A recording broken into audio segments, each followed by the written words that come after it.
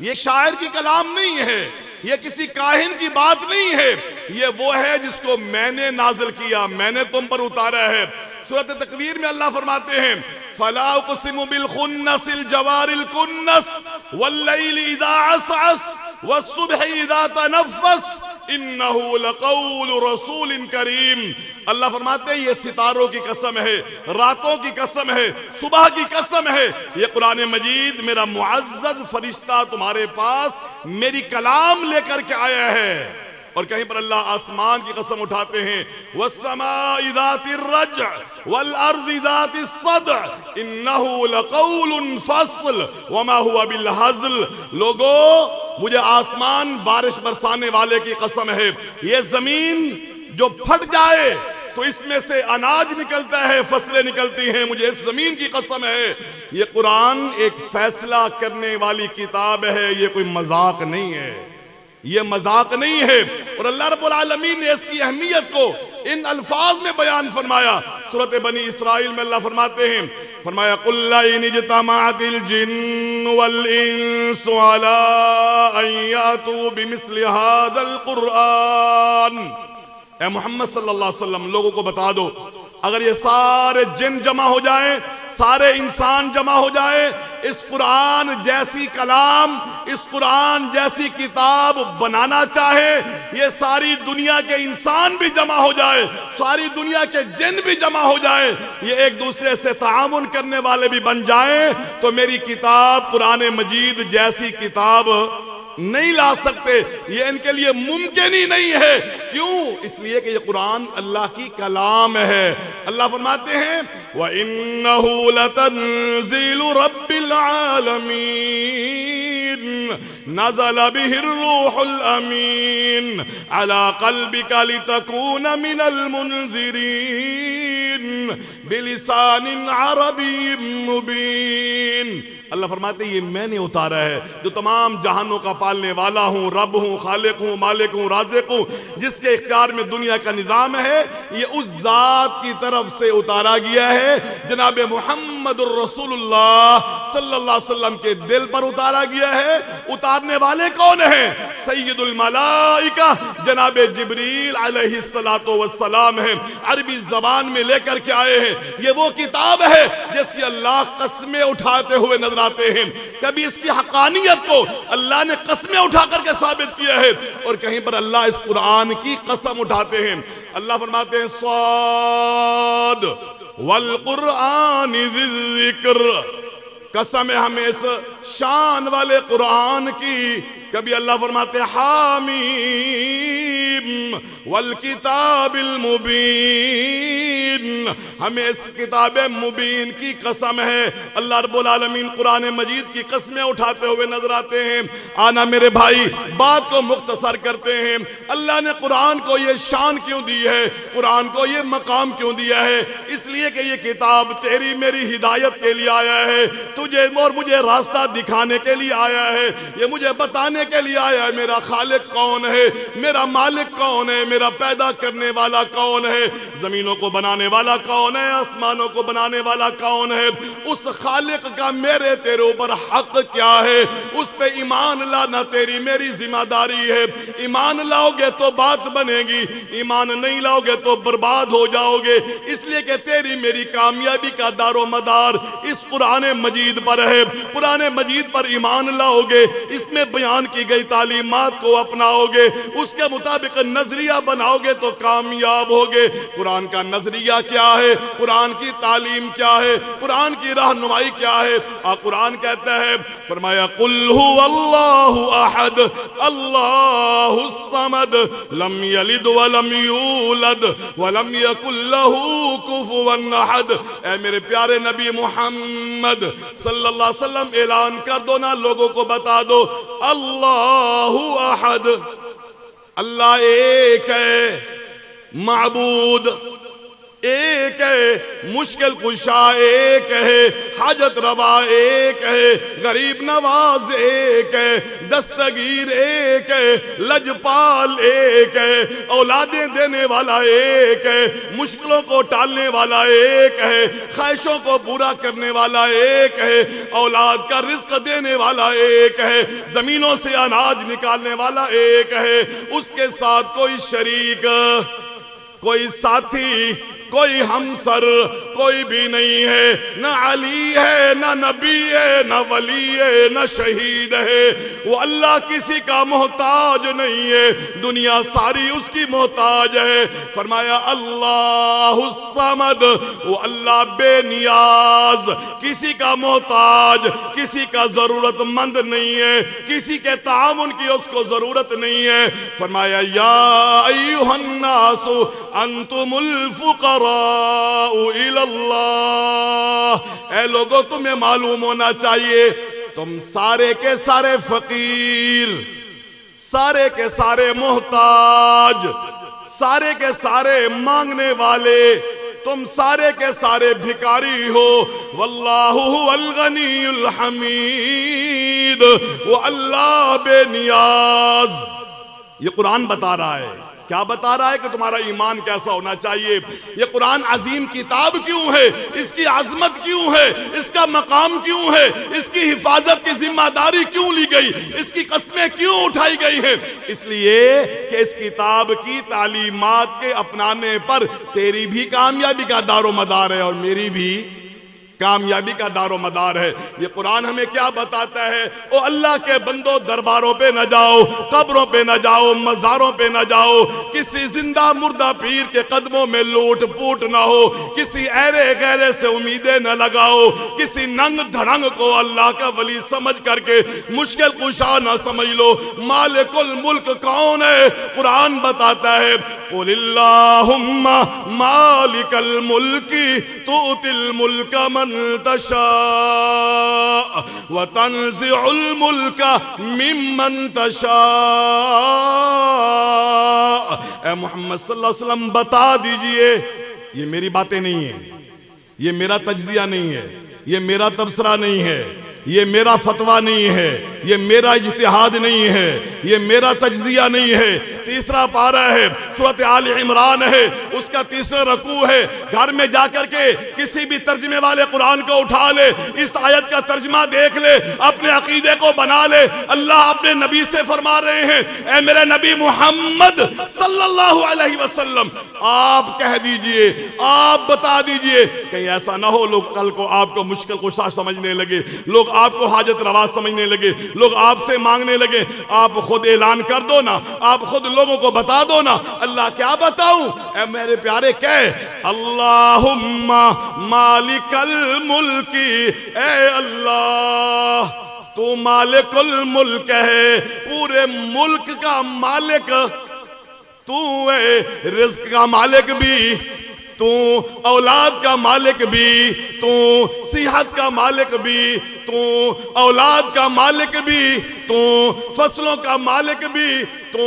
فرمایا مالک الملک تؤتی الملک من تشاء، یہ اپنی ملکیت کی چیزیں تو جس کو دینا چاہے دے سکتا ہے، دینے والا تو ہے، اور جس کو محروم رکھنا چاہے تو رکھنے والا ہے، اور جس کو دے کر کے واپس لینا چاہے تو بھی لا لے سکتا ہے، اور تو نہ دے تو یہ بھی تیری مرضی ہے۔ وَتُعِزُّ مَن تَشَاءُ، عزتیں بھی اللہ تیرے اختیار میں ہیں، کسی کو ذلیل کرنا چاہے تو اللہ تیرے اختیار میں ہے۔ بِيَدِكَ الْخَيْرُ، اللہ خیر تیرے ہاتھ میں ہے، تیرے قبضے میں ہے، تیرے کنٹرول میں ہے۔ خیر وہ ہے اللہ جو تو دینا چاہے، جس کو دینا چاہے۔ اِنَّكَ عَلَىٰ كُلِّ شَيْءٍ قَدِيرٌ، اللہ تو ہر چیز پہ قادر ہے، اللہ تو ہر چیز پہ قادر ہے، تو قدرت والا ہے، جس کو دینا چاہے جو دینا چاہے تو دے سکتا ہے، کوئی روکنے والا ٹوکنے والا پوچھنے والا نہیں ہے۔ میرے بھائی، قرآن کا مقام اس کی وجہ یہ ہے کہ اللہ نے اس میں اپنا تعارف کروایا ہے، اپنے بارے میں بتایا ہے۔ اگر چاہتا ہے کہ یہ قرآن مجید کی تعلیمات تیرے لیے ہدایت کا ذریعہ بن جائے اور کل قیامت کے دن اللہ کی بارگاہ میں جائے تو پریشانی کا سامنا نہ کرنا پڑے، اللہ کی رحمت کا حقدار بن جائے، نبی کریم صلی اللہ علیہ وسلم کی شفاعت کا مستحق بن جائے، تو اس قرآن کو سمجھنے والا بن جا، اس قرآن سے پیار کرنے والا بن جا، اس قرآن سے محبت کرنے والا بن جا۔ یہ قرآن ہمیں کیا بتاتا ہے؟ جہاں اللہ کی توحید سمجھاتا ہے، جہاں ہمارے خالق کا اور مالک کا تعارف کرواتا ہے، جہاں ہمیں بتاتا ہے زمین آسمان کو بنانے والا کون ہے، آرڈر کس کا چلتا ہے، مرضی کس کی چلتی ہے، حکم کس کا چلتا ہے۔ جہاں قرآن ہمیں یہ بتاتا ہے نا، وہاں قرآن یہ بھی بتاتا ہے کہ لوگوں نے جن کو اللہ کے معاملوں میں دوسروں کو حصے دار بنا لیا، وہ پرلے درجے کے جھوٹے ہیں، گمراہ ہیں، بھٹکے ہوئے ہیں، اللہ رب العالمین کی رحمت سے دور ہیں، غضب کے مستحق ہیں، جہنم کے باسی ہیں۔ اس کو ہم شرک کہتے ہیں۔ میرے بھائی، اپنا عقیدہ بنا، اللہ کی ذات میں کوئی شریک نہیں ہے، اللہ کی ذات نور کی ہے، اور اللہ کے نور میں سے الگ ہو کر کے کوئی نور وجود میں نہیں آیا ہے۔ یہ عقیدہ چھوڑ دے۔ الصلاۃ والسلام علیک یا نورا من نور اللہ، اے محمد صلی اللہ علیہ وسلم، آپ پر رحمتیں ہوں، آپ پہ سلامتی ہو کہ آپ اللہ کے نور میں سے وجود میں آئے ہیں۔ نہیں میرے بھائی، اللہ کیا ہے؟ وحدہ لا شریک، ذات میں وحدہ لا شریک ہے۔ اللہ کے وجود سے الگ میں کوئی الگ ہو کر کے وجود میں نہیں آیا ہے۔ جو خوبیاں اللہ کی ہیں ان خوبیوں میں کوئی شریک نہیں۔ اپنا عقیدہ بنا لے، اور یہ بھی عقیدہ بنا لے جو عبادت ہے وہ ایک اللہ کی ہے، صدقہ بھی اس کے لیے، خیرات بھی اس کے لیے، نظر بھی اس کے لیے، نیاز بھی اس کے لیے، رکوع بھی اس کے سامنے، سجدہ بھی اس کے سامنے، مانگنا بھی اسی سے ہے، رونا بھی اس کے سامنے ہے، گڑ گڑانا بھی اسی کے سامنے ہے، امید اسی سے لگانی ہے، بھروسہ اسی پہ کرنا ہے۔ وہی دینے والا، وہی لینے والا، وہی ٹالنے والا، وہی بچانے والا، اور رحمت کے دروازے کھول دے تو بند کرنے والا کوئی نہیں ہے، اور بند کر دے تو کوئی کھولنے والا نہیں ہے، اور پکڑ لے تو کوئی چھڑانے والا نہیں ہے، اور چھوڑ دے تو کوئی پکڑنے والا نہیں ہے۔ یہ میری باتیں نہیں ہیں۔ اٹھا 22واں پارہ ہے، سورۃ فاطر کو اٹھا لے، سورۃ مومنون کو اٹھا، 18واں پارہ ہے، اس میں آیتیں موجود ہیں۔ میرا اللہ فرماتے ہیں ما یفتح اللہ للناس من رحمت فلا ممسک لها وما یمسک فلا مرسل له من بعدی، اور جس کے لیے اللہ رحمت کے دروازے کھول دے کوئی بند کرنے والا نہیں، کوئی روکنے والا نہیں، اور جس کے لیے رحمت کے دروازے بند کر دے، پھر نبی بھی مانگتا رہے تو رب دیتا نہیں ہے، نبی روتا بھی رہے تو اللہ دیتے نہیں ہے، اس لیے کہ مرضی کرنے والا وہ ہے، مرضی اس کی ہے، کوئی اس کو مجبور کرنے والا نہیں ہے۔ اور آج ہم کیا کہتے ہیں اور ہمارا کیا نظریہ ہے؟ اللہ سے نہیں مل رہا ہے، پیر موجود ہیں، بزرگ موجود ہیں، گدی نشین موجود، اور میں کہا کرتا ہوں، کئی جگہ پر میں نے کہا اور آج بھی میں کہتا ہوں، یہ بات دہراتا ہوں، آج ہم اپنی جمہوریت میں دیکھ رہے ہیں بڑے بڑے درباروں کے گدی نشیر ہیں، لوگوں کے مشکل کشا ہیں، لوگوں کے حاجت روا ہیں، لیکن ایک ایک ووٹ کے لیے بھیک مانگتے پھرتے ہیں۔ وزیر اعلیٰ بننے کی خواہشیں دل میں دم توڑ گئی ہیں، پوری کوششیں کر لی ہے، پر وزیر اعلیٰ عثمان بزدار تو بن گیا، گدی نشین نہیں بن سکا، اس لیے کہ اللہ نے اس کو بنانا تھا، گدی نشین کو نہیں بنانا تھا۔ اور بنانے والا دینے والا کون ہے؟ اللہ ہے، اللہ ہے، کسی کے اختیار میں نہیں۔ یہ لینے والے ہیں، یہ دینے والے نہیں ہے۔ یہ نذرانے لیتے ہیں، پاؤں میں جوتی کوئی نہیں ہے، سندھ کے لوگ آتے ہیں، چہرے پہ ہڈیاں نظر آتی ہیں، گوشت نام کا چیز کوئی نہیں ہوتی ہے، بھوکا پیاسا ہوتا ہے، کپڑے پھٹے پرانے ہوتے ہیں، اس سے لے رہے ہوتے ہیں، دیتے نہیں ہے۔ کبھی تجربہ کر لو، کسی پیر کے پاس چلے جاؤ، میرا آپریشن ہے، میرے بیٹے کا آپریشن ہے، میری بیوی کا آپریشن ہے، میں فاقے میں ہوں، پیر صاحب مہربانی کیجئے، آپ کی تو بنی ہوئی ہے، آپ کے تو بزرگ سے ڈائریکٹ رابطہ ہے، آپ تو ان سے لے لیں گے، ایک 50,000 روپے مجھے 50,000 روپے دے دیجئے، آپ وہاں سے لے لینا، اور 50 تو دور کی بات ہے 5 بھی دے دے تو مجھ سے اگر 50 لے لینا، وہ 5000 بھی دے دو تو مجھ سے 50,000 لے لے۔ یہ لینے والے یہ دینے والے نہیں، دینے والا کون ہے؟ ایک اللہ ہے، مالک الملک ہے۔ ایک دانہ زمین میں بوتے ہو، اللہ آپ کو سینکڑوں میں ریٹرن کرتے ہیں، سینکڑوں میں لٹاتے ہیں۔ ایک درخت لگاتے ہو، آم کا درخت لگاتے ہو، ایک گٹھلی زمین میں کاشت کرتے ہو، ہزاروں اس سے آم لیتے ہو۔ وہ کون ہے؟ رزاق ہے، وہ دینے والا ہے۔ اس کے ساتھ کسی کو شریک نہ ٹھہرا، اس کے ساتھ کسی کو ساتھی نہ بنا، یہ بندگی اس کی ہے، اس کے ساتھ کسی اور کو حصے دار نہ بنا۔ یہ قرآن کی تعلیم ہے۔ اگر چاہتا ہے تو کامیاب ہو جائے، اور اگر تو نے بات کو نہ سمجھا، قرآن پہ توجہ نہ دی، تعلیمات کو نہ اپنایا۔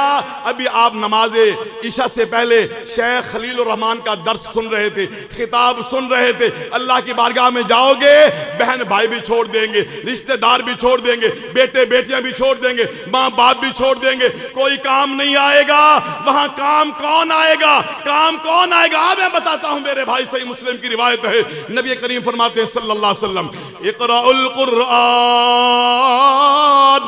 فإنه يأتي يوم القيامة شفيعا لأصحابه۔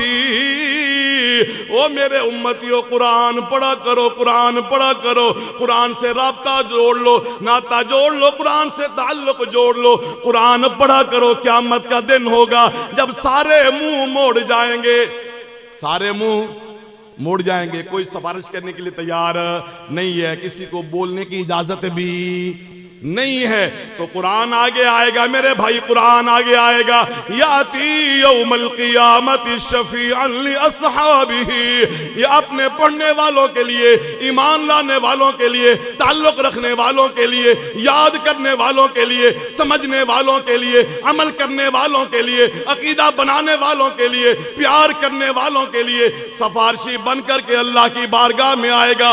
اور یہ سفارشی بھی کیسا ہے؟ نبی کریم فرماتے ہیں صلی اللہ علیہ وسلم، القرآن شافع مشفع، یہ قرآن وہ ہے جو سفارشی بن کر کے آئے گا تو اللہ اس کی سفارش کو قبول کریں گے۔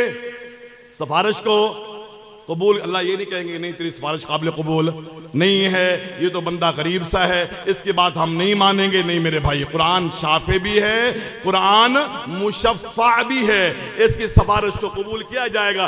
اس قرآن سے تعلق جوڑ لے، اس قرآن کو سمجھ لے، اس قرآن کو پڑھ لے، تاکہ کل کو پچھتانا نہ پڑے۔ یہ قرآن سے تعلق جوڑ کس انداز میں؟ اس کو پڑھنا سیکھ، اپنے بچوں کو پڑھانا جو ہے یہ کسی مدرسے میں ڈال، کسی ادارے میں ڈال۔ یہ آپ کے ادارے میں ایک بہت بڑی نعمت موجود ہے، یہ مدرسۃ المحمدیہ موجود ہے، یہ بغیر کسی فیس کے آپ کے بچوں کو قرآن پڑھائیں گے۔ اور قرآن ایسی با وفا کتاب ہے، یہ دنیا میں بھی رحمت کا ذریعہ، یہ قبر میں بھی رحمت کا ذریعہ، یہ محشر میں بھی رحمت کا ذریعہ، یہ جنت میں پہنچا کر پھر بھی رحمت کا ذریعہ۔ اللہ اکبر، با وفا کتاب ہے، تو وفا کرنا اس کے ساتھ، تعلق جوڑنا اس کے ساتھ۔ ایک بچے کو وقف کر دینا، قرآن پڑھنے والا بنا دینا، اللہ کے بندے اپنے بچے سے پیار کرنا، قرآن کا قاری بنا دینا، مصلی پہ کھڑا ہو، قرآن کی تلاوت کرے، لوگ پیچھے کھڑے ہوں، مہر بھی پیچھے کھڑے ہیں، ایم پی اے بھی پیچھے کھڑے ہیں، ایم این اے بھی پیچھے کھڑے ہیں، بڑے بڑے پیچھے کھڑے ہیں، آگے تیرا مزدور کا بیٹا کھڑا ہو، قرآن کی تلاوت کر رہا ہو، اس کو یہ عزت ملی ہو، قیامت کا دن ہو، قیامت کا دن ہو۔ اللہ اکبر، اللہ اکبر۔ اللہ فرمائے اس قاری قرآن کے والدین کو لے آؤ نا، قاری قرآن کے والدین کو لے آؤ نا، قاری قرآن کا والدین کو لایا گیا۔ اللہ فرمائیں گے جنت سے لباس لے آؤ نا، جنت سے لباس لے آیا گیا، لباس پہنا دیا گیا۔ جنتی بننے والے یہ والدین پوچھ اٹھیں گے، کھڑے ہوں گے اور سوال کریں گے، اللہ یہ اعزاز کس وجہ سے ملا؟ یہ اعزاز کس وجہ سے ملا؟ اللہ جنتی لباس کیوں پہنایا گیا؟ ہمارے کس عمل کے نتیجے میں، کس چیز کے عوض میں اتنا بڑا پروٹوکول دیا گیا؟ پوری انسانیت کے سامنے ہماری عزت افزائی کی گئی۔ ذرا سینہ کھول میرے بھائی، ذرا دل کھولنا، بات کو سننا، جواب ذرا سننا۔ جواب میں کیا کہیں گے؟ اللہ اکبر۔ اللہ فرمائیں گے، دارقطنی کی صحیح روایت ہے، لِتَعْلِيمِكُمَا وَلَدَكُمَ الْقُرْآنِ، تم نے اپنے بچوں کو قرآن سکھایا تھا، اس کے نتیجے میں ہم نے آپ کو اس عزت سے نوازا ہے۔ قاری صاحب تشریف لا چکے ہیں، آپ ان کی تلاوت سننے کے لیے جو ہے وہ بڑے شوق کے ساتھ بیٹھے ہوئے ہیں۔ میں صرف 2-3 حدیثیں آپ کو سنا کر کے اجازت لوں گا، جو مجھے ٹائم دے اس میں سے 5 منٹ 7 منٹ رہتے ہیں، میں 2-3 حدیثیں آپ کو سنا کر کے اپنی بات کو ختم کرتا ہوں۔ نبی کریم صلی اللہ علیہ وسلم کا فرمان ہے، لوگو قرآن مجید کو خوبصورت آواز میں پڑھا کرو، زین القرآن باسواتکم، قرآن مجید کو خوبصورت آواز میں پڑھا کرو۔ اللہ کے نبی فرماتے ہیں من لم یتغنى بالقرآن فلیس منا، جو قرآن کو ترنم سے نہیں پڑھتا وہ ہم میں سے نہیں ہے۔ نبی کریم صلی اللہ علیہ وسلم نے جناب سالم کو، سالم جو غلام ہے، آزاد کردہ غلام ہے، ان کی تلاوت کو سنا تو کیا کہا؟ الحمدللہ الذی جعل فی امتی مثلہ، اللہ تیرا شکر ہے کہ اس جیسے بندے تو نے میری امت میں پیدا فرمائے، اللہ تیرا شکر ہے کہ تو نے اس جیسے بندے میری امت میں پیدا فرمائے ہیں۔ تو ہم سمجھتے ہیں کہ یہ قرائے کرام جو بڑی خوش الہانی کے ساتھ، بڑی خوبصورت آواز کے ساتھ قرآن مجید کی تلاوت ہمیں سناتے ہیں، ہمارے ایمان کو گرماتے ہیں، ہمارے اندر ذوق و شوق کو پیدا فرماتے ہیں۔ یہ شاعر کی کلام نہیں ہے، یہ کسی کاہن کی بات نہیں ہے، یہ وہ ہے جس کو میں نے نازل کیا، میں نے تم پر اتارا ہے۔ سورۃ تکویر میں اللہ فرماتے ہیں فَلَا أُقْسِمُ بِالْخُنَّسِ الْجَوَارِ الْكُنَّسِ